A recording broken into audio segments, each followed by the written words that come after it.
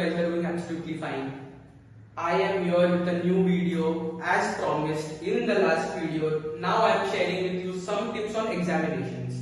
This is the continuation part, which is the first part was abroad education.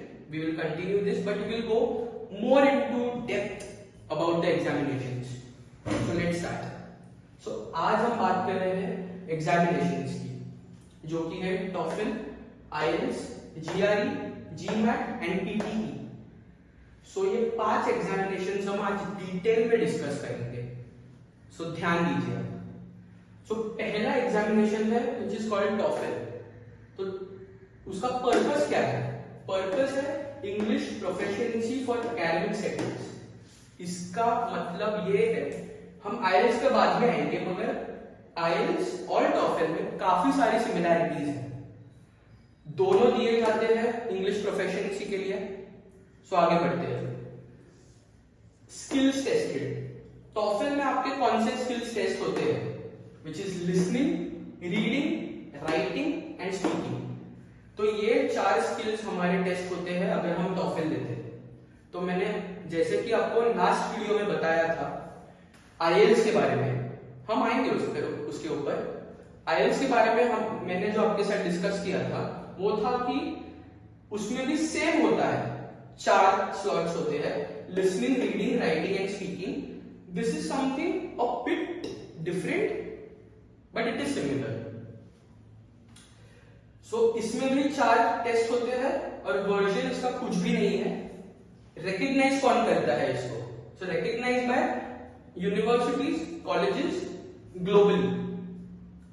पूरे दुनिया में ये मशहूर है, विच इज टॉफल. आगे बढ़ते हैं. मार्क्स कैसे टेस्ट किए जाते हैं आपके?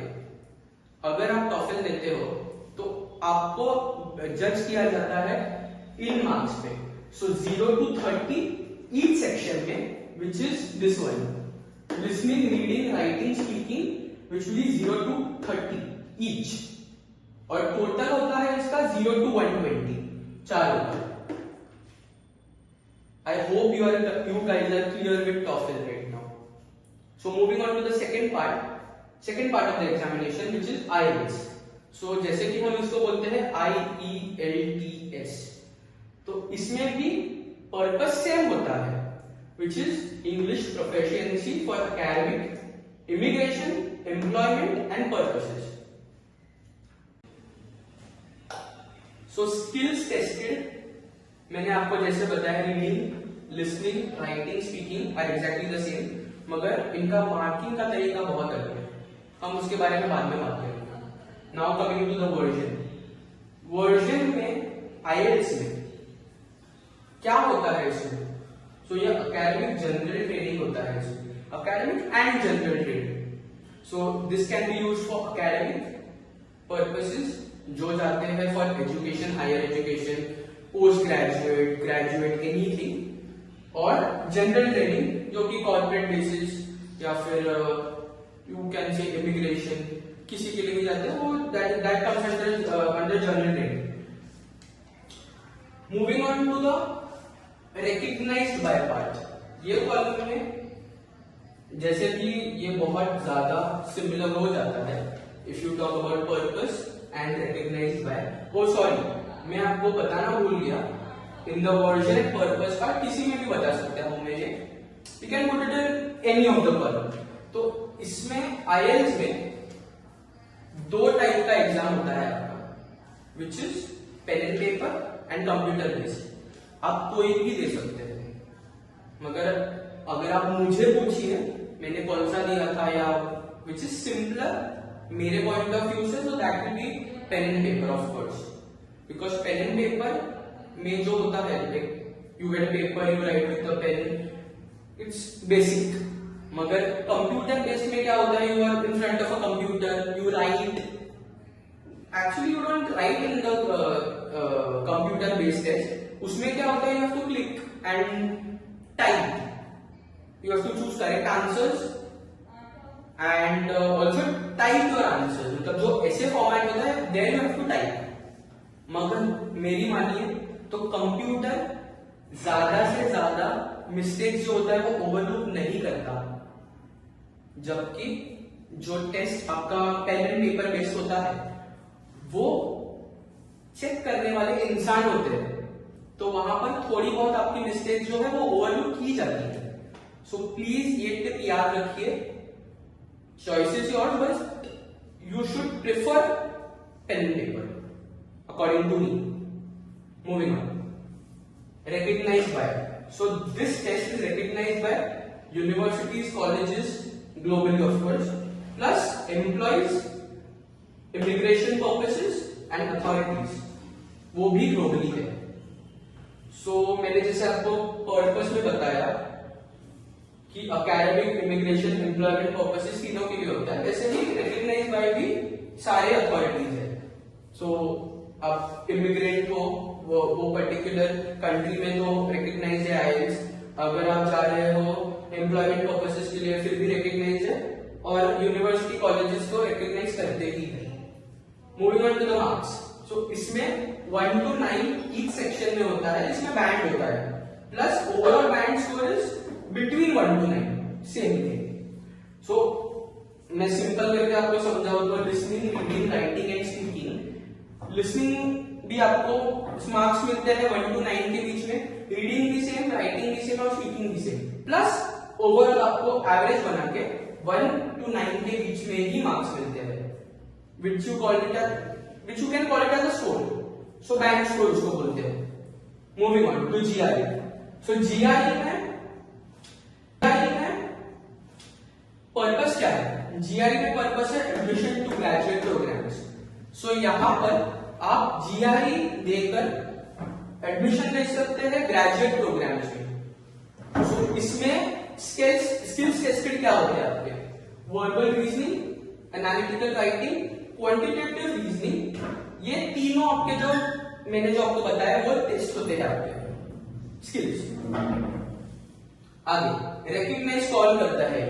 सो ये रिकग्नाइज करते हैं graduate schools globally, and this I would like to highlight GRE and GMAT.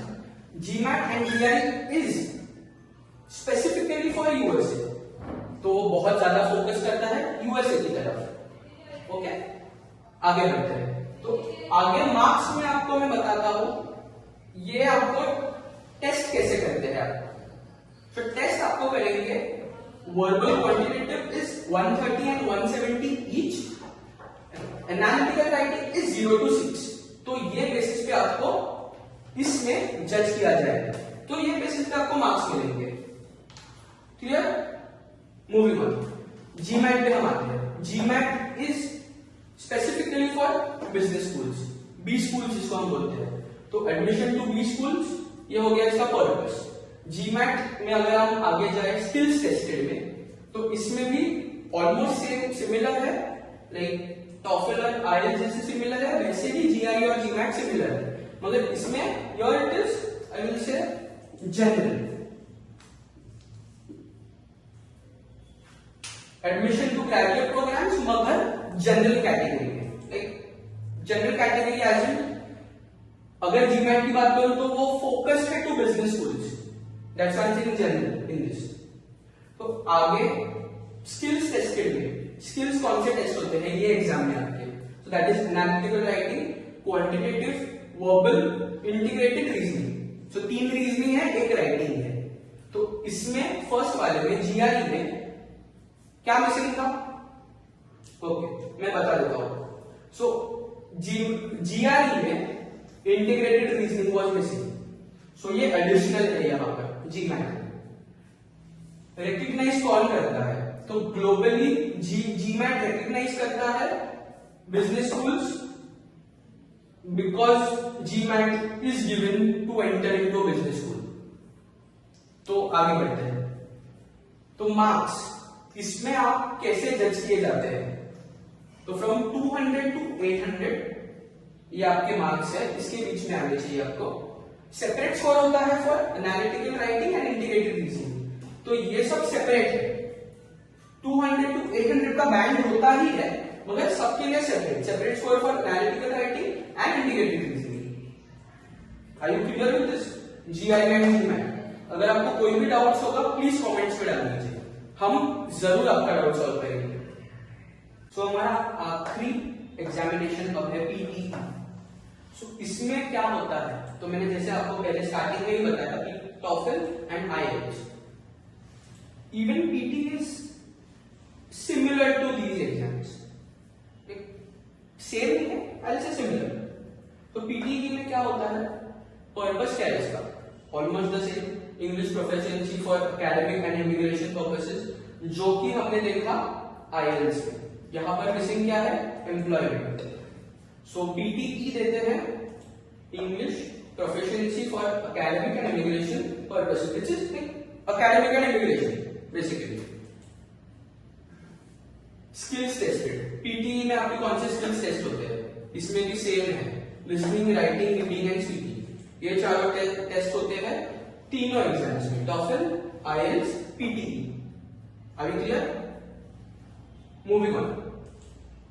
Recognise कौन करता है ये? तो पीटीई रिकॉग्नाइज करता है academic programs, immigration authorities. So इसमें भी सेम है, academic programs and immigration authorities, मगर इसमें नहीं है। सो टॉफल में यूनिवर्सिटी, कॉलेजेस और रिकॉग्नाइज करते हैं इसको, टॉफल को ग्लोबली, मगर इसमें एडिशन है एकेडमिक के साथ इमिग्रेशन का भी, और इसमें आईएलटीएस में एडिशन है एकेडमिक के साथ employment and immigration. So employment इसमें एक्स्ट्रा है। सो अगर आप मेरी मानेंगे तो IELTS is the ideal exam to give rather than giving TOEFL and PTE. अगर मेरी मानेंगे तो IELTS is the ideal exam. इसमें बैंड आप ठीक करती है आपका, क्योंकि यूनिवर्सिटीज का क्या होता है, वेरी करता है। अगर कोई यूनिवर्सिटी को 6.5 चाहिए, किसी को 7 चाहिए, तो किसी को 8 चाहिए। That depends on the rankings also, even on your university. University का रैंकिंग्स भी मैटर करता है, तो वो बिफोर हैंड आप जरूर चेक कीजिए। मैं आपको बता देता हूँ यूनिवर्सिटी रैंकिंग्स आपको किस पे चेक करना है, ओके? तो वो मैं आपको वीडियो के एंड में बताऊंगा, प्लीज बने रहिए। तो पीटीई में हमने अभी बात की रिकॉग्नाइज्ड बाय, तो लास्ट कॉलम है मार्क्स का। तो पीटीई के मार्क्स आपको कैसे मिलते हैं? अगर आप listening, reading and writing and speaking करते हैं तो इसमें आपको मार्क्स का जो रेंज होता है that is 10 to 90 each section. तो इसमें भी सेम है, 10 to 90 for listening, writing, reading, speaking. So individually सब में आपको जज करेंगे 10 to 90 के बीच में, राइट? एंड नेक्स्ट ओवरऑल भी आपको 10 to 90 के ही बीच में जज करेंगे। सो अगर आपको लिसनिंग में मिल रहे हैं 7, स्पीकिंग में 6, राइटिंग में 9 एंड रीडिंग में 8, after that individual markings will be judged on the basis of एक एवरेज लेंगे चारों का। Are you getting the point? Okay. So इसमें भी रेंज करेगा 10 to 90 each section and overall score.